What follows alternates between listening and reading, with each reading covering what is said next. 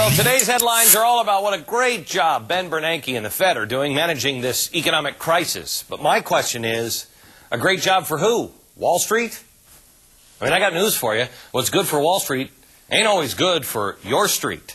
I'll explain in more detail on tomorrow's program. But tonight I want to talk about another group of people that are being impacted by our Fed, and that's the Chinese government.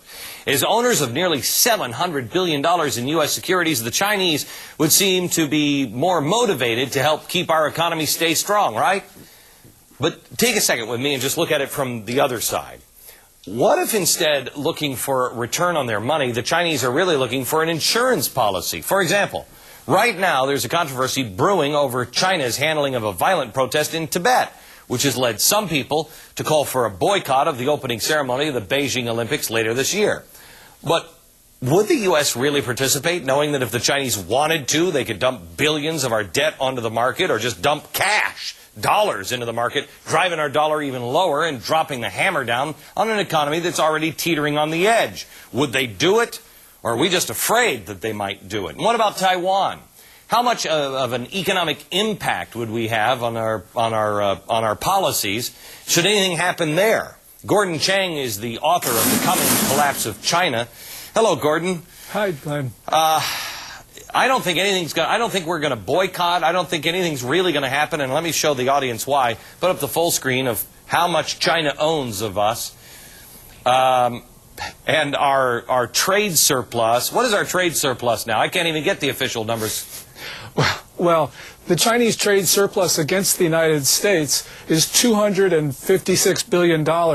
Their overall trade surplus was only $6 billion more. So basically, we are the Chinese trade surplus. Okay. And yet everybody in Washington thinks that we're beholden to them. Really, it's the other way around. Okay, so do you really believe, I mean, remember, these are people who drown children in rice paddies. Do you really think that they wouldn't, if they wanted to, have their own way, they'd go for thousands of years, that they wouldn't just dump our securities or our money onto the market? They've already threatened to do it. Yeah, they threatened last August. They call it the nuclear option. And they said, when this was a time when Congress was considering some bills relating to China, and they said, well, look, maybe we should use our nuclear weapon, which is their currency. So this is not something which is hypothetical. They've already threatened to do this. Okay, but do you believe that they actually would, or they're just trying to make us afraid? Who's afraid of whom here? Well, clearly we're afraid of them when it should really be the other way around, because their economy is much more dependent on ours than ours is dependent on them. And, the weapons that they have, they don't really have as much leverage as we think they do.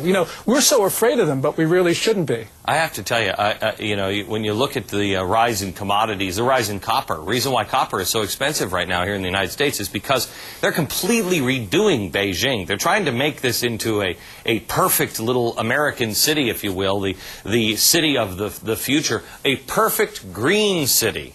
So I think they're inviting the media over to say, look how green we are, look how perfect we are, and the media will show all of that, and then we'll spend ourselves into oblivion. Meanwhile, they got coal plants being built all the time. These are very, very shrewd, smart people. Well, one of the things is that the Communist Party, however, really can't censor pollution.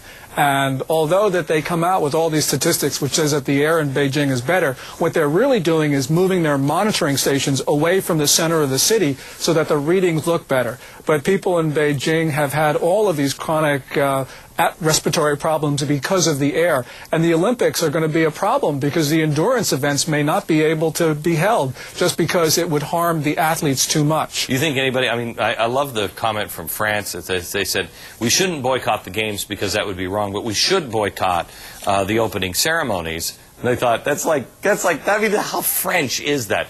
Let's go to the Security Council, but let's not enforce anything. That's ridiculous. You think anybody's going to really stand up to China on this?